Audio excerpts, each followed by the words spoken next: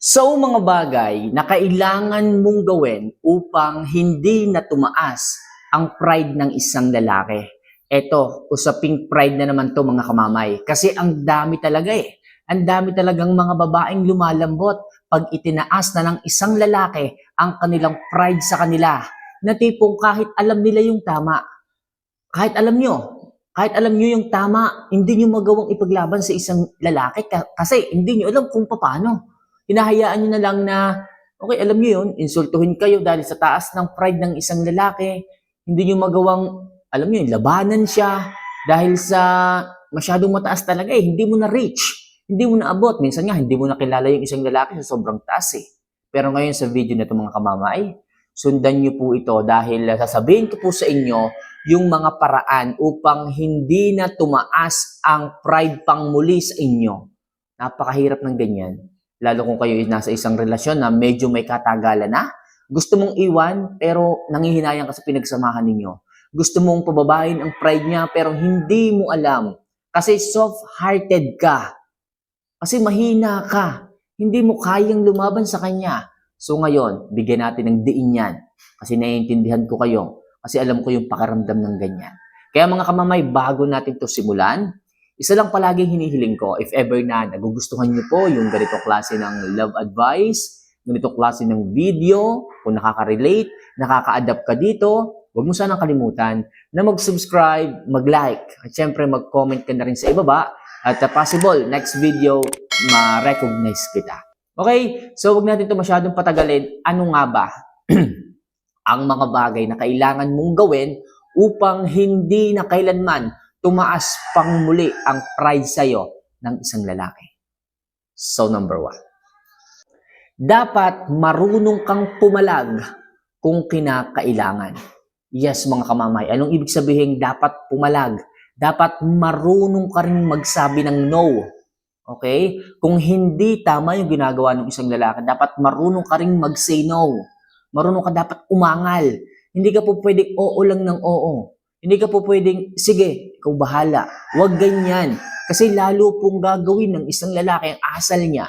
Lalo pong itataas ng pride o itataas ng lalaki ang kanilang pride sa iyo kapag ka lagi kang ganyan. Pero kung nakikita ng isang lalaki na marunong kang umangal, na marunong kang pumalag, na marunong kang tumindig sa sarili mong paninindigan, sa sarili mong mga paa, kapag ka hindi tama ang kanyang ginagawa, ewan ko lang kung tumaas ang pride ng mga yan. Kasi pag alam nilang kaya kayo, talagang kinakaya kayo ng mga yan. Pero kung alam nilang lalabang kayo, hindi niya gagawin yung mali. Hindi niya itataas ang pride niya sa kamalian kapag kaganyan. Pwede siyang magtaas ng pride kung nasa tama siya. At kahit sino sa inyo po pwedeng magtaas ng pride kung nasa tama kayo. Pero kung nasa mali, dapat wala kayong karapatang magtaas. Kasi bakit? Mali yan eh. At ang maling bagay dito sa mundo, hindi natin tinotolerate. Kaya mga kamamay, mga girls, makinig kayo. Kailangan marunong kayong pumalag. Kung hindi man kayo marunong magtaas ng boses, kung hindi man kayo marunong, alam mo yun, pumalag o lumaban, dapat marunong kayong lumayo, mag-no contact rule at iparamdam sa isang lalaki na hindi ka sumasang-ayon sa kanilang mga mali at baluktot na kagustuhan. Kaya mga kamamaya, napakahalaga ng number 1 tips na yan. Dapat marunong kayong pumalag kung kinakailangan. So next, number 2. Ipakita mo ang bangis mo kung sumusobra na talaga siya. Sabihin natin, oo sige, nakagawa siya ng kasalanan, tinas niya ang pride sa'yo, sige, patawarin mo. O sige, okay lang, walang problema, hindi mo kailangan itaas ang pride mo, okay lang sa akin. Kung hindi mo naman talaga sinasadya eh. Ang problema dito, kapag ka inuulit-ulit niya, tapos yung pagtataas niya ng pride sa'yo, inuulit-ulit din. Nakakapagod yan, nakakasawa yan, nakakabingi yan, nakakainsulto yan, nakakagalit yan. Kamamay, anong dapat kong gawin kapag kaganyan, paulit-ulit na nga eh. Kung ano-ano ng dahilan. Tapos siya pa yung may ganang magalit. Siya pa yung may ganang hindi magparamdam. Kapag ka tinanong mo, sinabun mo, kapag ka nagalit ka, anong dapat gawin? Tiisin mo kapag kaganyan. Alam niyang mali siya, bakit siya pa yung nagmamatigas? Siya ba yung nag-iisip? At saka isa pa, kamamay, ganyan ba ang gusto mong makasama habang buhay? Napakataas ng pride. Tinataas ang pride kahit ang katwiran baluktot. Sige nga, kaya niyong makasurvive sa araw-araw na ganyan ang partner ninyo? Eh kung ako dyan, okay, hindi ko mas tinuturuan kayo ha, kailangan nandun pa rin ang respeto mo sa sarili mo. Kailangan nandun pa rin yung pagmamahal mo sa sarili mo. Hindi ka po pwedeng maghabol na maghabol. Dahil sa ano? Dahil sa kasal kayo? Dahil sa ano? Dahil sa mahal mo siya? Kaya ano, kahit itaas ang pride sa'yo, okay lang sa'yo. Kahit na inaalipin ka na niya, kahit na kinakawawa ka na niya, kahit na pinaiiyak ka na niya, kahit na pinasasama na niya ang loob mo, kahit na ano, kahit na pinag-iisip mo siya o pinag-iisip ka na niya ng pinag-iisip, okay lang sa'yo. Hindi ka napapagod? Hindi ka nananawa? Hindi ka nauumay? Mga kamamay, life is short. Napakaigsi lang ng buhay. Bakit kailangan mong ubusin sa ganyan kung po pwede ka namang pumili, magbagong buhay? Alam niyo mga kamamay, hanggat hindi niyo po pinipili ang maging masaya, hanggat hindi niyo pinipili ang lumagay sa lugar kung saan ka magiging masaya habang buhay kang ganyan. Okay lang sana kung nagbabago yung tao. Okay lang sana kung hindi sinasadya ang isang bagay. Okay lang sana kung dala lang ng emosyon. Pwedeng baguhin, pwedeng alisin.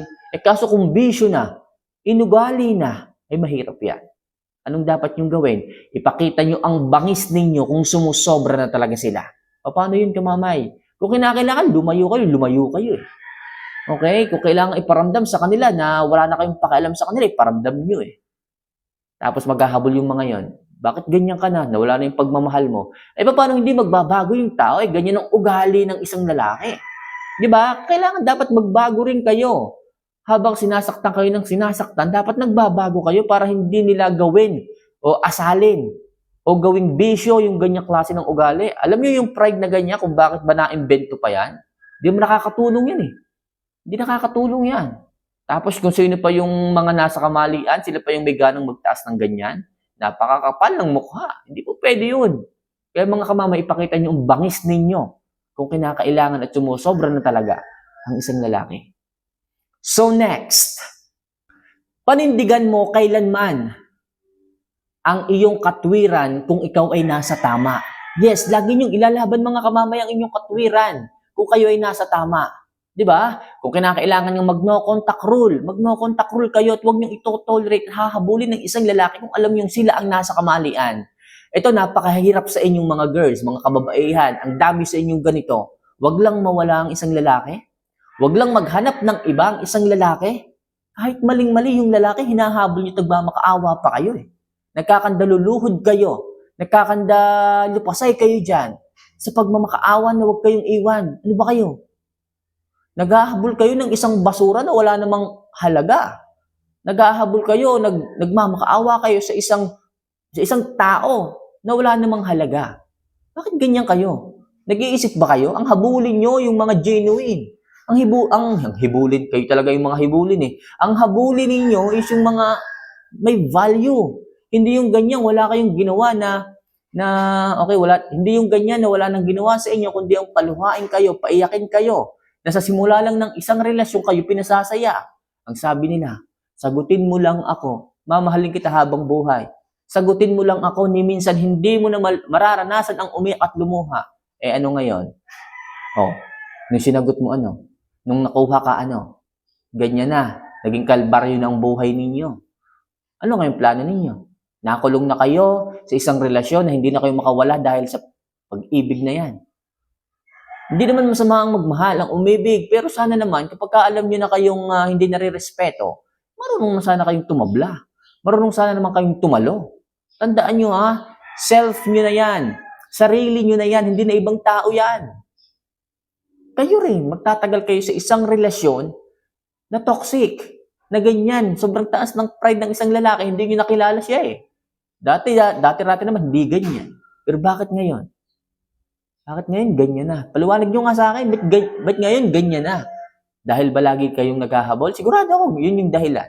Dahil palagi kayong naghahabol eh. Dahil nakikita ng isang lalaking hindi nyo sila kayang mawala. Kaya please, ako nakikiusap sa inyong mga kamamay. Kung gusto nyo na maging maayos ang inyong relasyon, dapat may self-respect kayo. Matuto kayong rumispeto sa inyong sarili. Nawawala eh. Katagalan ng inyong relasyon, nawawala. Kinakain ninyo. Di ba? Minsan naman, kayo naman yung magtaas ng pride. Parindigan nyo naman yung katwiran ninyong nasa tama. Tama na yan eh. Tama na yan, dapat kayong sinusunod. At kung hindi kayo sundin, bahala na, mag-away na kayo. Basta wag na wag mong ito-tolerate o pakikinggan yung mga maling paninindigan o katwiran ng isang lalaki kailanman. Kung kinakailangan maghiwalay, maghiwalay. Kung kinakailangan lumayo, lumayo muna. Gawin niyo po yan mga kamamay. Sa isang bagay na ganyan, yung tipong pangangatwiran mo, yung alam mong tama at hindi yung mali, sigurado ako, bababa rin ang pride ng isang lalaki kalaunan. So next, iwasan mong maghabol kahit mahal mo siya at kung alam mong maling-mali siya. Yes, mga kamamay. Sa ngalan ng pag-ibig, sana wag na wag kang mabubulag sa kung anuman ang tama at mali. Kasi kalimitan din talaga, mga girls, kalimitan, nangyayari sa isang relasyon. Sa sobra niyong pagmamahal sa isang lalaki, lahat isasakripisyo niyo eh. Lahat gagawin niyo eh. Lahat ibibigay niyo. Kahit alam niyong mali. Napakahirap.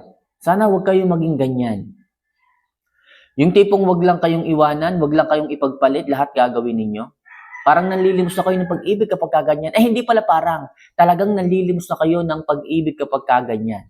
Yung tipong awa na lang ang hinihingi mo sa isang lalaki para wag kang iwan. Gusto nyo ba yon? Mamahalin ka ng napipilitan lamang? Mamahalin ka ng isang lalaking pilit lamang ang siyang dahilan? Paliwanag nyo nga sa akin kung bakit hindi nyo kailangan yan. O ipaliwanag nyo naman sa akin bakit ang dami nyo pa rin naghahabol sa ganyan. Please, mga kamamay, huwag niyong habulin yung mga taong alam niyo namang walang ginawang maayos sa buhay ninyo. Walang ginawa kundi ang pag-isipin kayo sa araw-araw. Walang ginawa kundi ang paluhain o paiyakin kayo sa gabi-gabing tutulog kayong dalawa. Kaya please, huwag na huwag kayong maghahabol sa mga lalaki na hindi nila nakita yung inyong halaga. Diba? At sana, huwag kayong maawa sa mga lalaking ganyan. Kung kayo iiwan, iwanan kayo. Kung sila naman ay ganyan ng pag-iisip, pag-uugali, mas mabuti pang iwanan na nga nila kayo. Mas magandang sila na nga yung gumawa nila sa inyo. Para sa ganun, tapos ka agad. No hurt feelings. Kaysa kayo pa yung gagawa yan, alam ko, hindi nyo kayang gawin eh. Hindi nyo kayang gawin yung pag-iwan sa isang lalaking sobrang yung minamahal kahit napaka-purol na ng kaisipan ng mga yan. Okay? So next, sikapin mong maging palaging high-value babae. Yes, mga kamamay. Ito rin po ay makakatulong upang hindi itaas sa inyo ng isang lalaki ang kanilang napakataas na pride. Sikapin mong maging high-value babae. Yung tipong kaya mong gumawa, kumita ng pera, o kaya mong gawin lahat ng bagay nang hindi ka umaasa sa isang lalaki. Kalimitan kasi, kalimitan talaga eh. Ba't ba ganyan kayong mga girls? Nagka-jowa lang kayo, yung mga ginagawa nyo dating mag-isa, hindi nyo na kayang gawin ngayon eh. Mamamalengke lang, gusto mo kasama pa yung lalaki eh. Diba? Magtitinda lang ng ganito, gusto mo kasama pa yung lalaki, dati naman ginagawa mo na yan eh. Please naman mga kamamay, maging high-value babae kayo.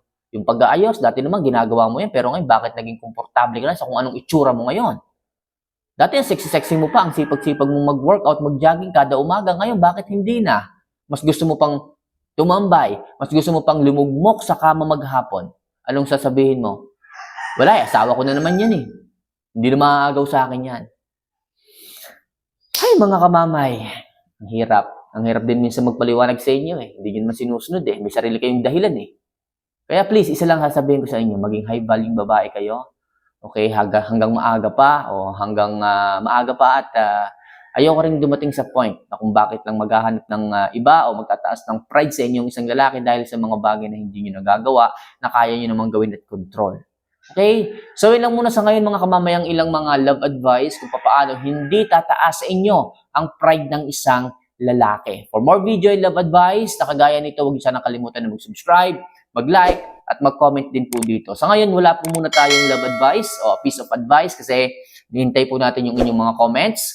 Okay, so hanggang dito lang po muna. Mahal ko po kayo mga kamamay. Huwag niyo kalilimutan yan. Kung gusto niyo pong magpa-love advice, tawagan niyo po ako, mag-comment po kayo, mag-usap po tayo. See you for our next vlog. Paalam.